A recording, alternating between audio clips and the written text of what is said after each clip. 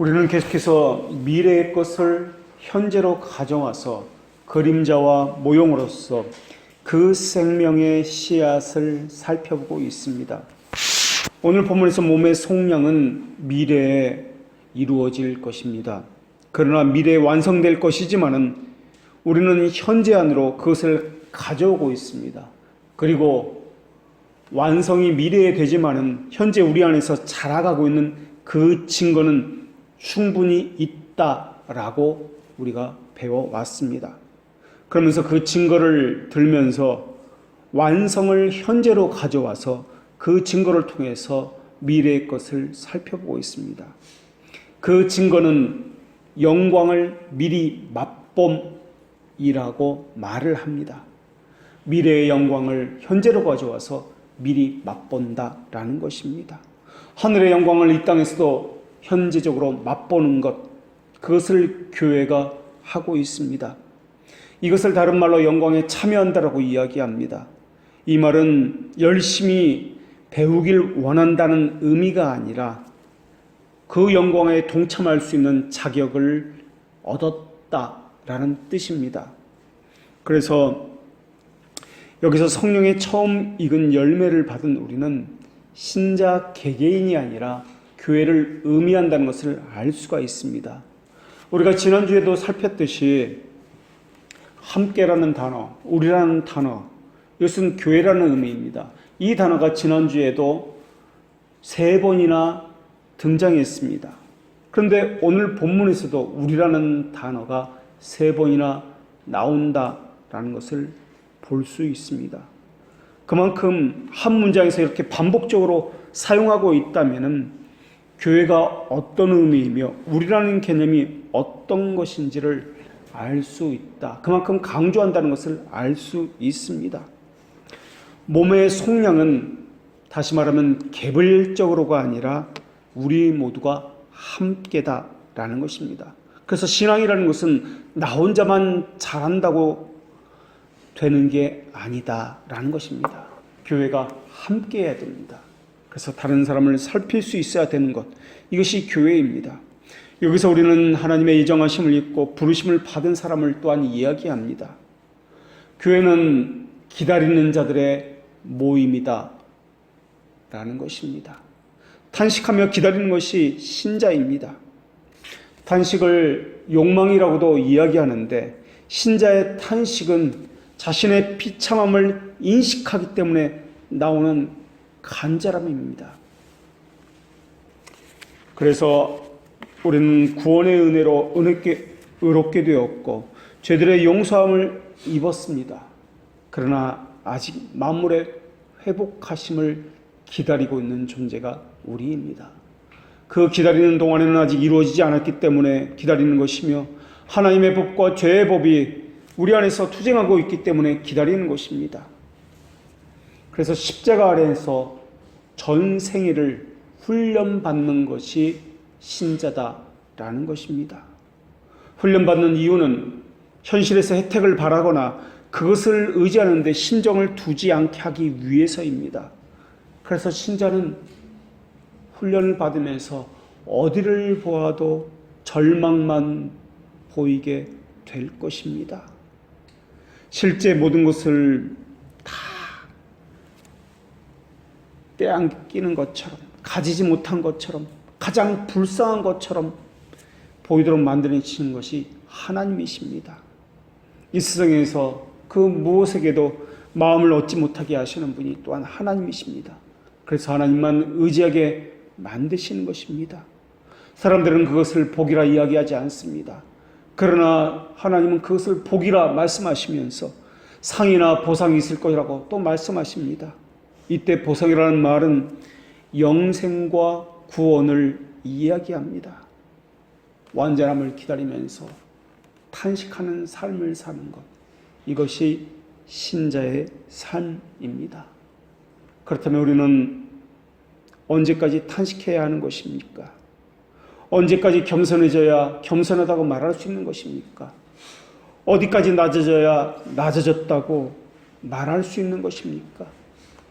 우리의 생각과 하나님의 계획은 상당한 거리가 있는 것처럼 우리의 생각은 더 이상 낮아질 수 없다고 생각했는데, 혼자만 버려졌다고 생각했는데, 하나님은 마치 우리의 원수인 것처럼 더 낮아지게 하시고 더 절망자게 하시는 분이십니다. 우리 안에 선한 것이 아무것도 없다는 것을 뼈저리게 깨닫게 하실 분이 하나님이십니다. 할 수 있는 것이 아무것도 없구나. 그런데도 하나님은 너의 구원을 이루라고 말씀하시는 분이십니다. 하나님, 내게는 선한 것이 아무것도 없습니다. 할 수 있는 능력과 지혜도 아무것도 없습니다. 그런데 어떻게 구원을 이룬단 말입니까? 또 성경에서는 다른 곳에서 영생하도록 하는 양식을 위하여 일하라 라고 말씀하고 있습니다. 양식을 위하여 일을 하라고요? 어떻게 일어나서 일할 수 있단 말입니까? 우리는 죽은 자들 아닙니까? 여기서 일하라는 말씀은 은혜와 반대되는 말씀이 아니라 하나님의 자비만을 바라본다라는 것입니다. 우리는 이 탄식이 멈춰지기를, 우리 몸의 속량이 하루속히 이루어지기를 기다리고 있습니다. 그런데 사탄은 단 하루도 잠잠한 적이 없습니다. 쉴 새 없이 안달하고 쉬지 않고 짜증을 내며 몸을 가만히 두지 못하고 이리저리 흔들면서 움직이고 사람을 갈라놓고 이간질하고 무언가를 계속해서 만들어내서 하나님으로부터 멀어지기를, 그렇게 깨어지기를 바라고 있는 것이 사탄입니다. 사탄은 이미 입에 물고 있는 먹이로는 성이 차지 않나 봅니다. 하와와 아담에게 선악을 알게 하는 열매를 먹게 한 이후에도 그 열매를 먹을 수 있는 사람들을 계속해서 찾아다니고 있습니다. 지옥을 가득 채울 수만 있다면 사탄은 아주 기뻐할 것입니다. 사탄은 게하시로 하여금 뇌물을 받게 했고, 그래서 의복을 취해서 숨기게 했습니다. 아가니로 하여금 눈을 멀게 해서 금을 취해서 몰래 빼돌려서 자기 이익을 취하게 한 것이 사탄입니다. 이것은 한 사람의 개인의 문제가 아니었습니다. 한 사람의 개인의 문제는 나라를 고통스럽게 했고 나라 전체를 절망스럽게 만들었던 것입니다. 압살롬으로 하여금 자기 아버지를 배반하게 해서 왕위를 빼앗게 했던 것이 사탄입니다. 가룟 유다로 하여금 돈에 눈이 어두워 자기 세상을 배반하게 했고, 대마로 하여금 세상을 사랑해서 교회를 버리고 다시 세상으로 돌아가게 했던 것입니다. 그들에게는 이스라엘이라는 자기 나라가, 또한 교회라는 우리가 눈에 들어오지 않았습니다. 나만 잘 되면 좋다, 내가 보기에 좋으면 된다는 생각만 가지고 있었습니다. 이것이 바로 신앙과 신념의 차이입니다. 신념은 내가 이것저것 다 경험해 보니까 그 중에 이것이 가장 좋더라, 그래서 택한 것이 바로 신념입니다. 그래서 신념에는 자기 수고와 희생은 없습니다. 신념은 자기가 만들어낸 허상을 붙들려고 하는 것이기 때문에 그렇습니다. 신념은 자기 성취가 중요한 것이기 때문에 이기적이며 자기중심적입니다. 그래서 교회나 다른 사람을 헤아려 보거나 배려하지 않습니다. 질서를 따르지 않습니다. 자기 신념을 관찰하기 위해서라면 수단과 방법을 가리지 않습니다. 그리고 신념을 가진 사람은 언제든지 수단과 방법을 바꿀 수 있습니다. 그래서 신념을 가진 사람은 전투적입니다. 얼마나 열심을 내는지 모릅니다. 자기가 원하는 것을 이루기 위해서 그 목표를 향해서 사람의 인격을 무시하고, 그것이 이루어지면 자기 도취감에 빠져서 승리감을 누리면서 교만에 빠지곤 합니다. 그래서 신념은 자기가 좋으면 모두가 좋다라는 식으로 반응을 합니다.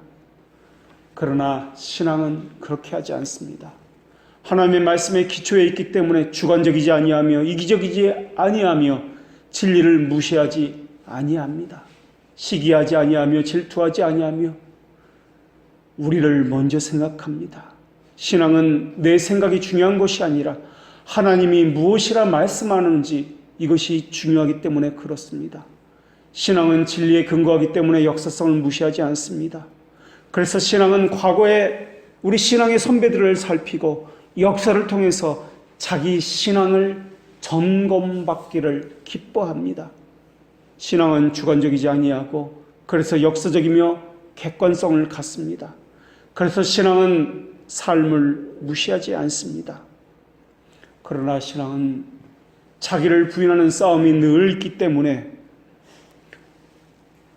늘 고통과 괴로움이 있다라는 것입니다. 본성적인 인간을 진실한 그리스도인으로 변화시키려 할 때에는 그 마음 안에서 강력한 저항이 일어나기 때문에 그렇습니다. 완강한 마음, 굳은 목, 선을 행하지 않으려는 의지, 악을 향해 달려가는 발, 이러한 성향 때문에 자기 안에 있는 그 하나님의 법과 또한 죄의 법이 서로 싸우기 때문에 탄식하는 자가 신자다라는 것입니다. 칼빈은 신자를 향해서 자기를 부인하는 자라고 이야기했습니다. 자기의 뜻을 포기하는 자다. 그분의 뜻에 자기를 굴복시키는 자다. 그게 신자다라는 것입니다.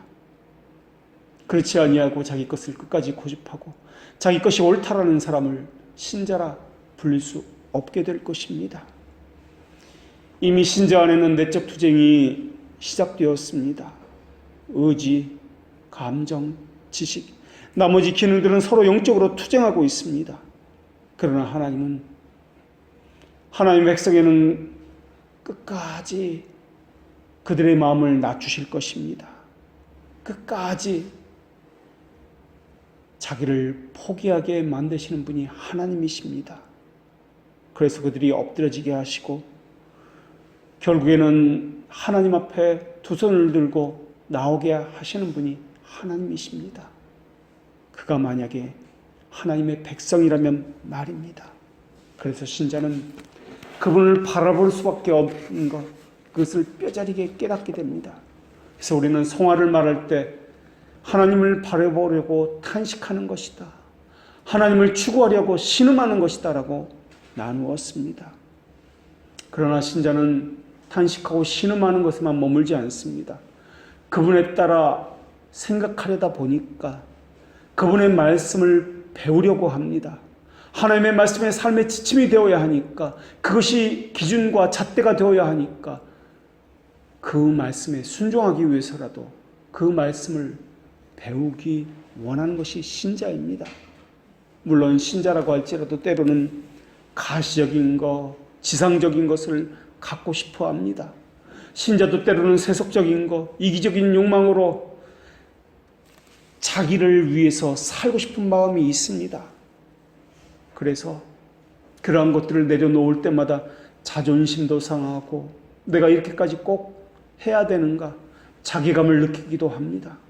또 주위 친구나 다른 사람보다 뒤처졌다는 패배감이나 절망감도 느끼기도 합니다.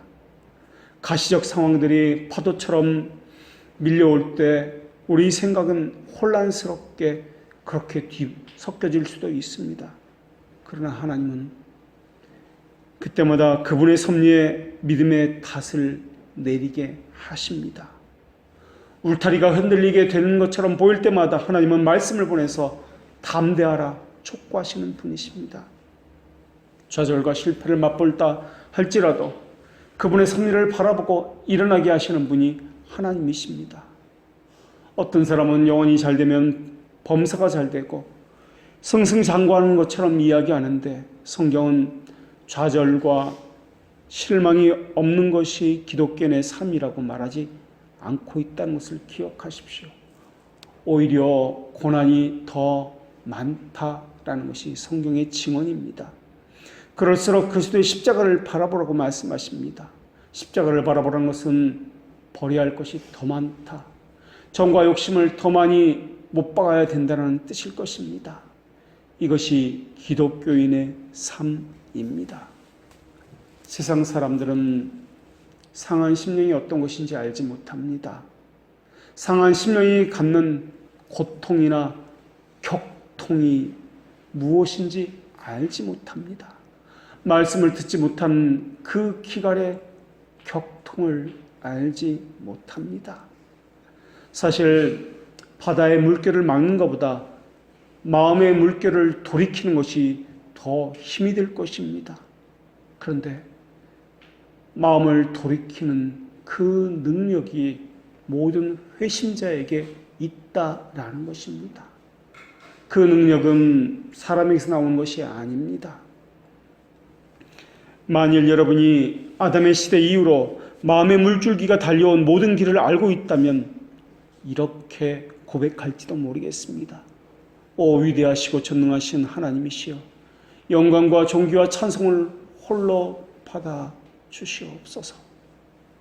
돌같이 단단한 마음을 물과 같이 부드럽게 하시고 이렇게 바꾸시는 경이로운 능력을 우리가 어떻게 설명해야 한단 말입니까?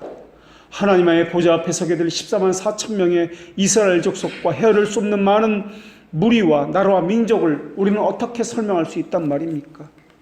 우리는 하나님께서 어떻게 말씀으로 거친 폭풍과 같이 쉬지 않고 뛰노는 마음을 잔잔하게 했다라는 것을 어떻게 이해할 수 있단 말입니까? 어쩌면 지금도 우리 생각은 너를 뛰면서 여러 가지 잡대한 생각으로 뛰놀지도 모르겠습니다. 방황을 잃고 흩어진 그런 상태에 있는지도 모르겠습니다. 그러나 생각해 보십시오. 하나님의 능력은 세상의 방식과는 다르게 우리에게 나타났다는 것입니다. 하나님은 다른 종교가 세상에 뿌리를 내린 것처럼 무기와 권력의 힘을 통해서 전파하지 않으셨습니다. 이슬람은 사람들의 머리에 코란을 새겨넣기 위해서 무기의 힘과 말발굽으로 사람들의 머리를 짓밟았습니다. 거기에 자기 종교를 심기 위해서 사람들의 소유를 빼앗았고 인격을 무시했고 사람들의 양심에 족쇄를 채워왔던 것이 그들이었습니다. 불교는 또 어땠습니까? 누구든지 깨우치기만 하면은 자기가 신이 된다라고 그렇게 가르쳐 왔습니다. 사람이 부처가 된다는 것은 너무나 달콤한 유혹이었습니다. 기독교도 그렇게 전하는 사람들이 있고 그렇게 믿고 있는 사람들도 있습니다. 누구든지 노력하면 복을 받고 거의 하나님처럼 신령한 몸을 가진다고 말입니다. 그러나 불교가 들어온 이후에 그 누구도 신이 되었다는 이야기가 우리에게 들려진 적은 단 한 번도 없습니다. 기독교는 날카로운 칼에 의지해서 복음을 전파하지 않았습니다. 자신이 신이 될 수 있다는 달콤함을 주지도 않았습니다. 사도들은 호전적인 태도로 군대와 힘과 권력을 동원하지 않았습니다. 사도들은 오히려 믿으면 십자가를 져야 한다라고 오히려 그렇게 이야기했습니다. 사도들은 영원한 생명을 위해서 죽음을 택하라고 이야기했습니다. 달콤한 말로 복음을 널리 전파한 뒤에 충분히 그렇게 말할 수 있는데도 불구하고 그들은 달콤한 말로 다가가지를 않았습니다. 다른 종교는 그 종교를 만든 사람의 가르침에 집중했지만은 기독교는 그리스도의 가르침보다는 그분이 누구냐 하는데 집중하게 만들었습니다. 다른 종교는 그 종교를 만든 창시자에 대해서는 관심이 없습니다. 내가 어떻게 하느냐에 관심을 가지고 있습니다. 그러나 기독교의 관심은 내가 어떻게 하느냐가 아니라 하나님이 우리에게 어떻게 하셨느냐에 관심을 가지고 있습니다. 거기다 사도들은 자기에게 굴복하는 사람이 만들었던 사람이 아니라 하나님에게 굴복시키려는 열망으로 불타오르는 사람들이었습니다. 목사에게 굴복시키려던 사람들이 아니었다라는 것입니다. 사도들은 스스로 부자가 될 야학으로 다른 사람의 그 이득과 소유를 탐하지도 않았습니다. 왕들의 권한을 침범하지도 않았고 사람들의 자유와 재산을 침해하지도 않았습니다. 사람들의 땅을 강탈하지도 않았습니다. 복음을 전하면서 자기 자신이 누리고 있던 세상의 행복을 잃어버릴까 봐 두려워하지도 않았습니다. 사도들은 정치 체제를 바꾸려고 제도를 바꾸려고 했던 것도 아닙니다. 그저 사도들이 원했던 것은 사람들의 마음을 바꿔서 주께 돌이키는 것이었습니다. 세상에 대한 사랑과 집착을 버리게 해서 구주에 대한 사랑을 갖게 하는 것, 이것이 유일한 그들의 목표였습니다. 그것이 된다면 자기는 버려져도 좋다라는 생각을 했습니다. 그들의 영혼을 망치려는 것, 그것을 제거하는 것이 그들의 유일한 목표였습니다. 사람들을 종으로 만드는 것이 아니라 사람들의 몸값을 대신 지불해주고 그들을 자유롭게 해주는 것이 그들의 목표였습니다. 그들의 목표는 우리의 목표이기도 합니다. 그래서 그 싸움을 신자들은 오늘도 계속 벌이고 있습니다. 그 싸움은 세상의 무기를 가지고 벌이는 싸움이 아니라 오직 어떤 견고한 진도 무너뜨리는 하나님의 능력으로 싸우는 싸움입니다. 우리가 가진 것은, 우리가 전하는 교리 외에는 다른 무기가 없습니다. 복음을 전하기 위한 날카로운 칼도 없으며 전쟁의 전략도 없습니다. 인간이 이성이 지닌 힘이나 달변이나 교묘의 사상을 불어넣는 것도 없습니다. 우리에게는 다른 사람의 관심을 끌만한 것이 아무것도 없습니다. 참된 교회에 있는 것이 무엇입니까? 참된 교회가 추구하는 것이 외형적인 건물의 모습입니까? 아니면 사람의 숫자와 또한 그 수량입니까? 사도들의 혀도 자신들의 칼날만큼이나 세상의 이목을 끌 정도로 뛰어나지 못했습니다. 우리 신앙의 선배들은 그들의 복음 전파는 설득력 있는 지혜의 말이 아니었습니다. 달변도 아니었고 자극적인 이야기나 감동적인 이야기도 아니었습니다. 거칠애를 조장하는 것도 아니었고 신비나 감정을 속이는 음향이나 전자장치나 어떤 도구도 아니었습니다. 사도들의 가르침은 단순 명료하게 십자가에 달리신 예수 그리스도였습니다. 화려함도 없었고 장식도 없었고 세상이 흠모할 만한 매력은 전혀 없었습니다. 그런데도 불구하고 사도들은 남들이 갖지 못한 증거를 가지고 있었습니다. 그 증거는 그리스도의 죽음과 부활과 승천이라는 증거였으며 이 세상이 아니라 내세의 능력이라 불리는 증거들이었습니다. 이 능력을 부활의 능력이라고 불렸으며 소망이라고 불렸습니다.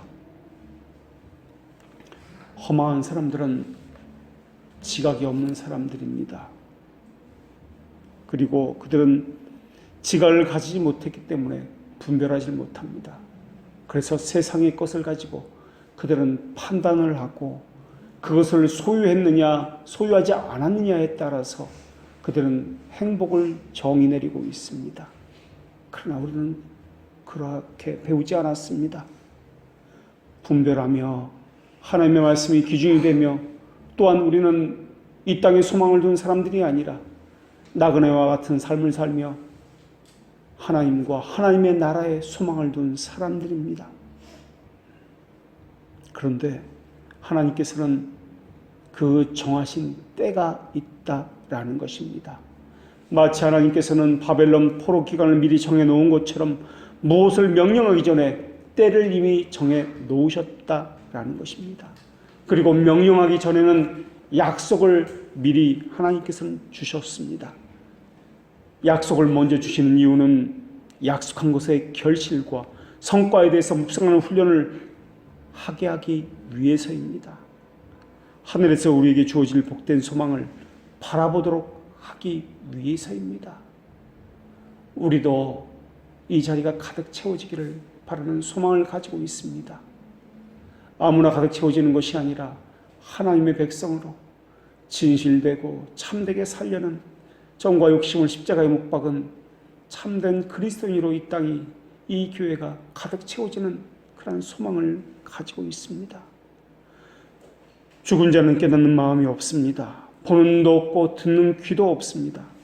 그들은 어리석음의 무감각함만을 갖춘 자입니다. 그러나 어리석었기 때문에 스스로 지혜 있다 여기는 자들입니다. 순전히 자발적으로 회심한 사람도 없습니다.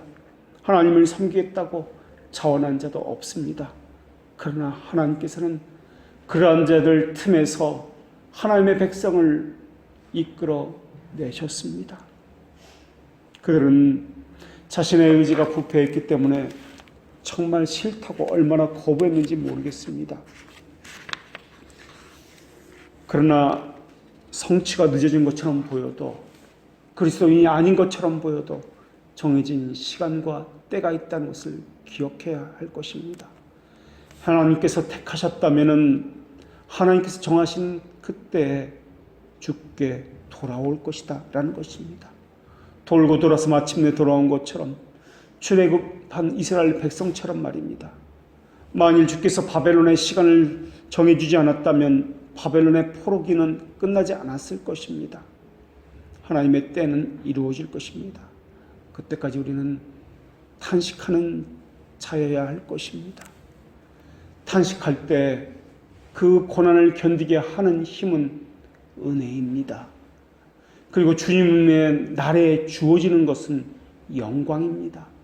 그래서 은혜는 지금 주어지는 것이라면 영광은 하나님의 정하신 그 날에 주어지는 것이 영광입니다.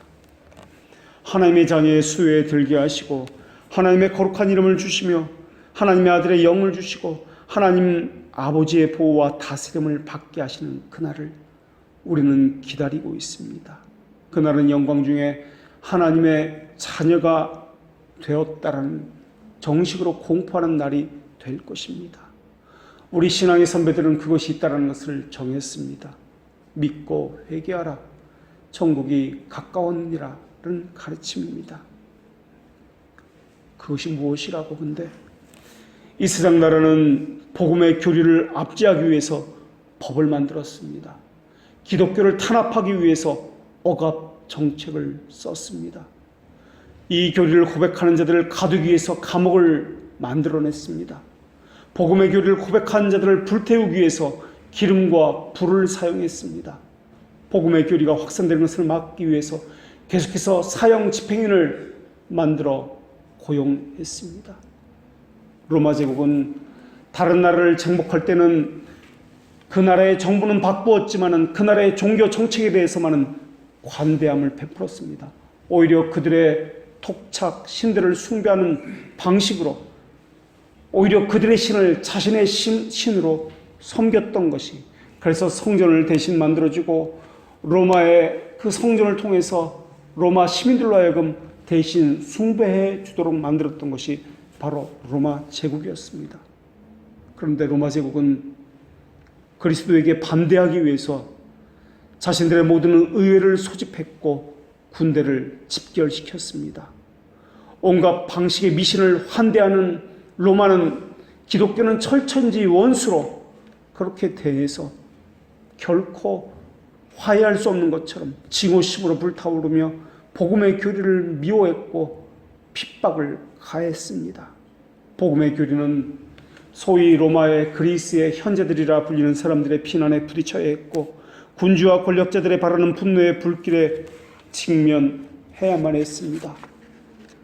그래서 로마의 초기 황제들의 그 칼에는 그리스도의 피로 물들지 않은 그런 황제가 없을 정도로 그렇게 황제가 기독교인들을 무참히 탄압했던 것을 우리가 역사를 통해서 배울 수 있습니다.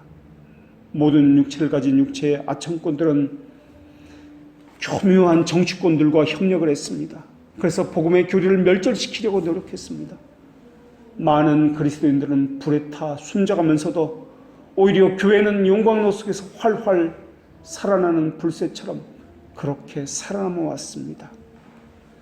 교리와 신앙 고백은 사라지지 않았습니다. 지금까지도 우리에게 전해져 왔습니다.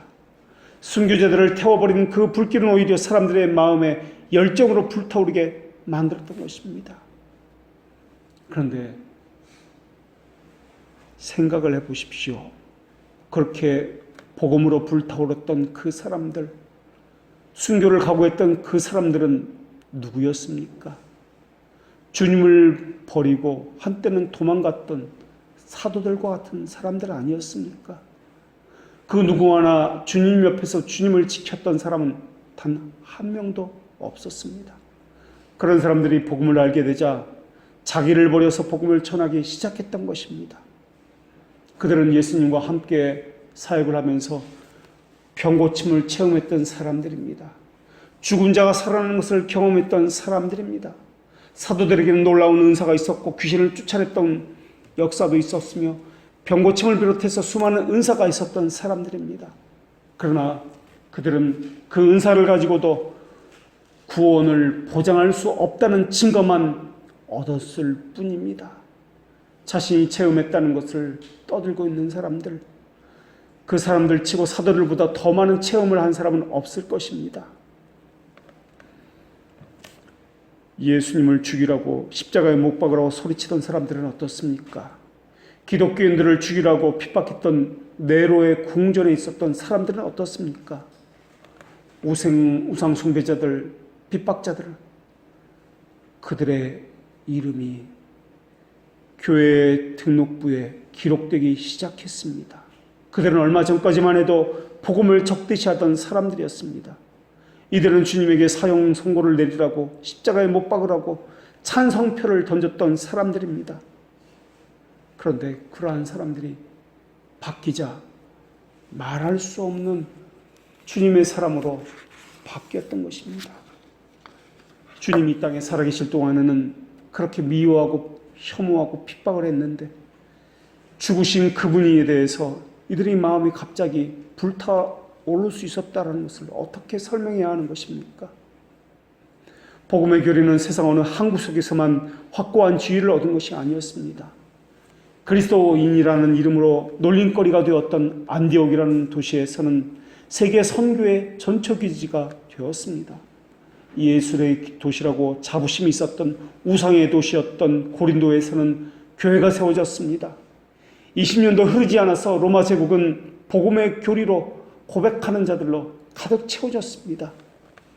로마서는 이들의 믿음이 온 세상에 전파되었다라고 칭언하고 있을 정도였습니다. 기독교 핍박의 서막을 알렸던 네로의 궁전 안에는 복음을 믿는 자가 허다하다라고 그렇게 기록하고 있습니다. 바울은 아무것도 하지 못했습니다. 네로의 쇠사슬에 묶여서 감옥에 있었던 그 기간 동안에 성경은 가이사, 즉 황제의 집 사람들 중에도 성도들이 많았다라고 기록하고 있다라는 것입니다.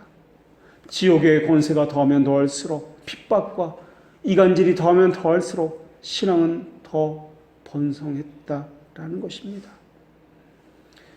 이러한 신자들을 가리켜서 성경에서는 포도나무와 그 열매에 비유하고 있습니다.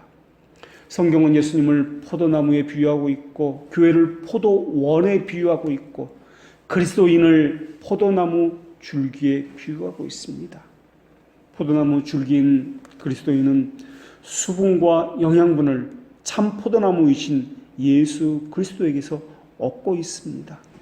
그리고 그리스도인이 지니고 있는 그 열매는 하나님의 성품들은 포도나무이신 예수 그리스도에게서 파생되는 열매입니다.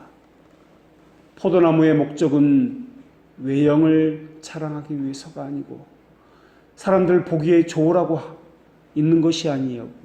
과실을 맺기 위해서입니다. 포도나무는 자기의 열매를 버리고 왕이 될 생각을 추호도 하지 않습니다. 포도나무는 사람과 하나님을 기쁘게 함으로써 자신이 존재한다라고 그렇게 믿었습니다. 참된 그리스도인도 이와 마찬가지일 것입니다. 참된 그리스도인은 이 땅에 심으신 하나님의 의의 나무요 참 포도나무입니다. 열매를 맺는 것은 당연할 것입니다. 우리 구주께서도 말씀하시기를 더 과실을 맺게 하려 하기 위해서 라고 말씀하셨습니다. 더 많은 열매를 맺기 하기 위해서. 그렇다면 우리 주님께서 하시는 일이 무엇입니까? 가지를 치고 잘라내고 하는 일입니다. 가장 뛰어난 포도나무라 할지라도 전지 작업이 필요하고 손질이 필요한 법입니다. 가장 비옥한 땅이라 할지라도 경작이 필요한 법입니다. 가장 좋은 천이라 해도 세탁이 필요한 법입니다. 가장 좋은 교회라 할지라도 부패함을 제거하는 그 일이 필요한 일입니다. 가장 좋은 광물이라 할지라도 불 속에 넣어야 좋은 광물이 되는 것입니다. 이 물질을 제거하기 위해서입니다. 이와 마찬가지로 가장 탁월한 그리스도인이라 할지라도 저 위대한 농부이신 하나님의 손질과 전지 작업이 필요한 법입니다. 그런 것을 통해서 이전보다 못되게 되는 것이 아니라 이전보다 더 좋아지게 되는 것, 이것이 그리스도인입니다. 부패함이 그들 안에서 씻겨 나가기 때문에 그렇습니다. 그리스도인도 고난을 통해서 이전보다 성숙하게 됩니다. 여기에 바로 교회의 영광이 달려 있습니다. 얼마나 부패함을 제거해내는가. 교회가 이스라엘 백성이 가장 왕성했던 때는 애굽에 있을 때였습니다. 핍박과 박해를 받을 때 그곳에서 하나님의 나라에서 그 사람들의 수는 날로 더해가고 있었습니다. 원수들의 모든 악의에도 불구하고 말입니다. 하나님의 교회는 바벨론 포로 시기에 더 사모하는 자들이 늘어갔습니다. 더 눈물로 기도하는 자들이 늘어갔습니다. 다니엘 시대 때 하나님의 교회는 얼마나 영광스러웠는지 모릅니다. 포도나무는 겉으로 볼 때는 볼품이 없습니다. 보기 흉한 나무입니다. 사람들이 보기에 관상하기에 아름답거나 좋은 나무가 아닙니다. 겉모습은 볼품이 없으나 열매는 풍성하게 맺습니다. 교회도 마찬가지입니다. 사람들은 포도나무에서 외형을 찾습니다. 아름다움을 찾습니다. 그러나 포도나무는 외형적으로 볼 때 추합니다. 고난으로 인해서 손상을 입었습니다. 여기저기 가지가 잘려졌습니다. 사람들이 보기에는 활기 없고 또한 도태되었다라고 생각할 것입니다. 그러나 사도 바울은 교회의 생명은 그것이 아니라고 말씀하고 있습니다. 그리스도와 함께 하나님 안에서 감춰져 있다. 그것이 생명이다 라고 이야기합니다. 교회의 생명은 많은 고난과 시련과 연약함과 결점 사이에 가려져서 사람들 보기에는 보이지 않습니다. 그러나 하나님은 그 포도나무로부터 그들이 가진 수치로부터 영광을 이끌어내시며 그들이 가진 죽음으로부터 생명을 이끌어내시는 분이십니다. 하나님께서는 하나님의 일을 하실 때 사람으로 하여금 겸비하게 하심으로 그 일을 행하시는 분이십니다. 그렇기 때문에 교회를 향해서 하나님의 자녀를 향해서 보게 되는 외적인 초라함을 비난해서는 안 될 것입니다. 결점이나 그들이 가진 연약함을 비난해서도 안 될 것입니다. 겉으로 보기에는 포도나무 같아서 모두가 볼품이 없기 때문에 그렇습니다. 하지만은 그 안에 생명이 있다는 것을 기억하십시오. 단지 숨겨져 있을 뿐입니다. 그래서 자신의 입술에서 나오는 신앙 고백을 자랑하지 말아야 합니다. 세례를 받았다는 것, 설교를 듣고 있다는 것, 성경을 읽고 있다는 것을 자랑하지 말아야 합니다. 그렇게 고백했던 수많은 사람들이 배교의 길로 들어섰기 때문에 그렇습니다. 포도나무의 특징은 너무나 연약해서 지지대를 사용해서 지탱해 주어야 한다는 것입니다. 그렇지 않으면 영락없이 땅에 쓰러져 버리고 말 것입니다. 교회의 상태가 바로 그것과 똑같습니다. 교회는 자신을 지탱해 줄 지지대가 반드시 필요합니다. 그리고 자기를 보호해 줄 울타리가 반드시 필요합니다. 그리스도는 교회의 능력이며 또한 교회는 놀라울 정도로 연약한 나무이지만은 교회를 지탱할 지대는 바로 예수 그리스도라는 것입니다. 성경에서 가장 힘없는 연약한 동물을 들어서 그리스도인에 비유합니다. 양, 그 중에서도 어린 양에 비유하는 것, 비둘기라고 또한 비유합니다. 가장 사소한 것, 가장 연약한 것을 비유할 때 비둘기라고 이야기합니다. 식물을 비유할 때는 포도나무라고 이야기합니다. 이러한 모든 것들은 의지할 대상이 있어야 하는 존재들입니다. 양에게는 목자가 반드시 있어야 하고 포도나무에게는 지지대가 반드시 있어야 그들은 살아갈 수 있습니다. 그런데 그것이 그들의 영광이다라는 것입니다. 이 땅에서 신음하고 탄식하고 고난을 받으나 우리를 살리기 위해서 심령을 상하게 하신다는 그 진리를 우리는 잊지 말아야 하는 것입니다.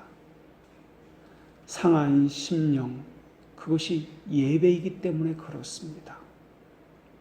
그러나 우리가 이렇게 생각해 보아야 할 것입니다. 과연 우리 몸의 속량을 기다리는 것은 누구인가 하는 것입니다. 우리일까요? 하나님일까요? 탄식하는 것은 우리일까요? 성령님이실까요? 하나님의 인내는 아직도 우리 가운데 있습니다. 우리는 우리의 비참함과 고통에만 몰두한 나머지, 자기 자신에만 몰두한 나머지 하나님께서 얼마나 인내하고 계시는지는 전혀 관심도 없고 알지도 못하고 있습니다. 우리의 몸은 속량을 기다리고 있는 것은 엄밀히 말하면 우리가 아니라 하나님이실 것입니다. 우리는 아직도 교만함이 우리 깊은 곳에 꼭꼭 숨겨져 있어서 자기만 생각하고 자기 관점에서 바라보고 말하고 있기 때문에 하나님을 볼 마음이 전혀 없는 사람처럼 하나님이 얼마나 인내하셨는지, 하나님이 얼마나 탄식하는지는 생각해 볼 여지가 없는 것처럼 그렇게 하고 있습니다. 우리 보기에 하나님의 오래 참으심은 아예 없는 것처럼 가려져 있습니다. 하나님의 선하심은 나타나지 않는 것처럼 보입니다. 오늘 본문에서도 하나님의 선하심보다는 우리의 탄식, 우리의 고통, 우리의 기다림만 있는 것처럼 그렇게 보고 있습니다. 하나님은 모든 것을 차례차례 드러날 권한도 가지고 계십니다. 이르시되 때와 시기는 아버지께서 자기의 권한에 두셨으니 라고 하셨듯이 말입니다. 하나님은 아무도 멸망하지 아니하고 다 회개하게 이르기를 원하시기 때문에 오래 참으시는 분이십니다. 사도가 약속을 받은 자에게 말하고 있고 하나님의 인내를 너희에 대해서 오래 참으사라고 표현하고 있기 때문에 참으시는 것입니다. 우리는 이렇게 하나님의 선하심에 대해서, 오래 참으심에 대해서 어떻게 반응하고 있습니까? 우리가 탄식하는 것이 그것이 아니라 성령께서 말할 수 없는 탄식 가운데 있다는 것이 더 옳은 표현이 아닐까요? 하나님이 기다리심에 대해서 우리는 어떻게 반응하고 있습니까? 하나님은 어디에 계신단 말입니까? 하나님은 오래 참으심을 잊어버린 것처럼, 하나님은 나를 버리신 것처럼 그렇게 절망하고 있는 것은 아닙니까? 왜 우리에게는 이렇게 초라함밖에 없습니까? 왜 우리에게는 이렇게 연약함밖에 없습니까? 라고 그렇게 말하고 있는 것은 아닙니까? 우리의 열매는 어디에 있다고 대답해야 맞는 것입니까? 농부가 포도나무 가지를 손질하고 전지하는 것은 열매를 맺게 하기 위함입니다. 우리의 열매는 도대체 어디에 있단 말입니까? 그리스도라는 첫 열매만이 아니라 성령의 열매만을 그것을 의미할 것입니다. 인격의 열매, 마음에서 나오는 자세의 열매도 이것을 포함하고 있을 것입니다. 아무 열매도 내놓을 것이 없다면 우리는 그리스도인이 아닐 것입니다. 여러분은 그리스도처럼 오래 참음이 있으십니까? 여러분은 그리스도처럼 온유함이 있습니까? 충성과 절제가 있으십니까? 여러분이 거듭났다면, 포도나무라면 여러분이 맺는 열매는 무엇입니까? 우리에게서 생겨나고 있는 것은 무엇입니까? 이 교회가 나타내고 있는 것은 어떤 열매입니까? 죄들의 용서, 사랑과 화평입니까? 자비와 착함을 우리 안에서 찾아볼 수 있습니까? 여러분은 교회를 위해서 어떻게 하고 있습니까? 그 열매가 정말 우리 안에서 나타나고 있습니까? 혹시 혀로만 나타나고 있는 것은 아닙니까? 아니면 목사 혼자만 열매를 맺어야 된다고 생각하고 있습니까? 목사 혼자 잘하면 참된 교회가 된다고 생각하십니까?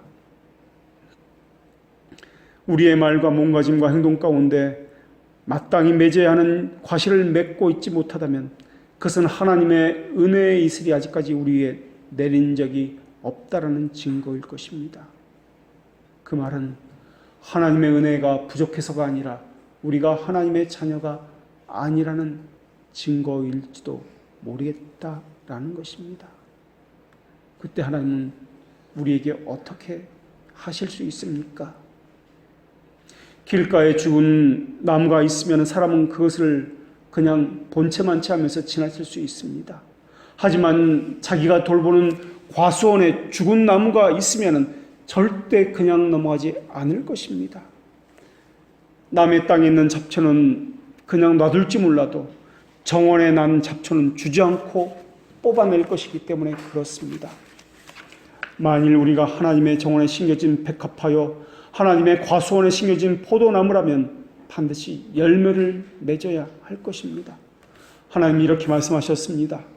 수치를 모르는 백성들아 모일지어다 명령이 시행되어 날이 겨같이 지나가기 전 여호와의 진토가 너희에게 내리기 전 여호와의 분노의 날이 너희에게 이르기 전에 그리할지어다. 여기서 수치를 모르는 백성들을 그리고 가증스러운 나라는 교만한 자기 상태를 은혜라고 여기는 이들에게 하는 말씀일 것입니다. 나는 그렇지 않아 라고 하는 그들에게 말입니다. 우리가 언제 하나님을 배반한 적이 있습니까? 나는 그런 적이 없습니다. 그렇게 말을 하는 그들에게 말입니다. 그러나 하나님은 하나님의 심판의 군대를 보내기 전에 먼저 자기의 사자들을 보내시는 분이십니다. 자기 백성에게 평화 협정을 제안하실 때 하나님은 분노의 뜻하는 검은 깃발을 내걸기 이전에 먼저 평화를 뜻하는 백기를 내거시는 분이십니다. 하나님은 심판을 통해서 자기 백성을 치시기 전에 먼저 선자들을 보내서 그들에게 말씀으로 다가가셔서 그들을 책망하시는 분이십니다.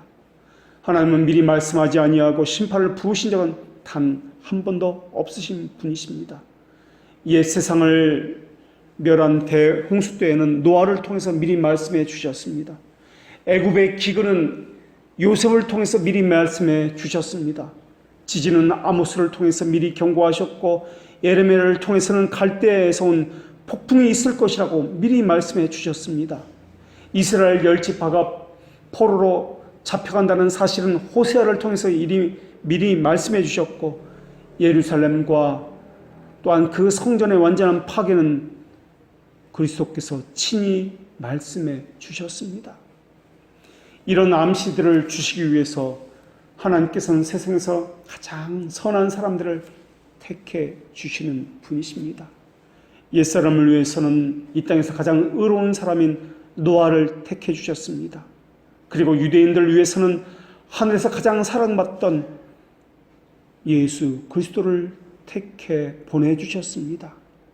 그리고 선지자를 통해서 또 사도들을 통해서 또 여러 가지 경고를 통해서 그들에게 미리 말씀해 주셨습니다. 그래서 역사는 하늘에서 온 경고의 사건들도 가득 차 있습니다.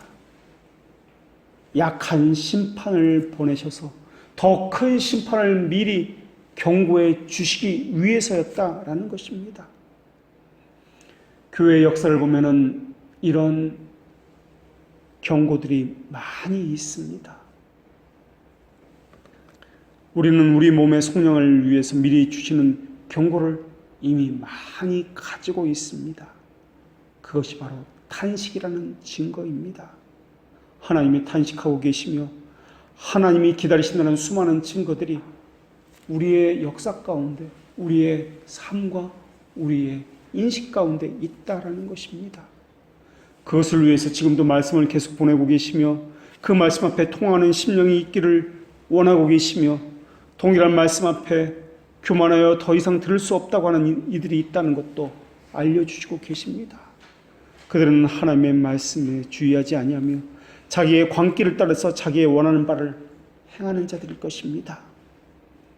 우리는 언제나 이러한 부패함에서 해방될까요? 우리 교회는 언제나 하나님의 말씀으로 가득 차게 되는 것일까요? 이 땅의 모든 교회가 하나님의 진리로 충만해져서 물이 바다를 덮음같이 온 땅에 하나님을 아는 지식이 가득 차게 되는 것, 그것을 언제나 돌아오게 되는 것일까요? 그것을 위해서 많은 이들이 오늘도 신음하며 기도하고 있습니다. 이 탄식과 신음은 말로 할 수 있는 것이 아니기 때문에 그렇습니다.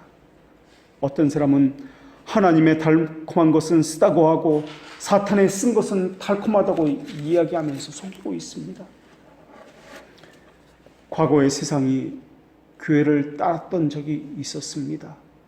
교회가 주도권을 쥐고 앞장서 나갔으며 세상은 교회를 본받으려고 그렇게 뒤따랐던 적이 있었습니다. 하지만 지금의 모습은 어떻습니까? 지금은 교회가 무릎을 꿇고 세상에게 배우고 있으며 세상에 흉내를 내고 있습니다. 세상을 따라가려고 그렇게 하고 있습니다.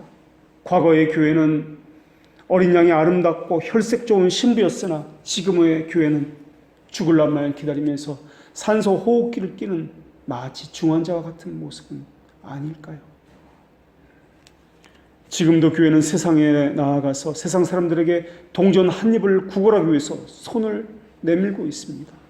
한때는 교회가 세상을 향해서 은과 금은 내게 없거니와 내게 있는 것으로 너희에게 주노니 곧 나사렛 예수 그리스도 이름으로 걸으라 라고 했습니다.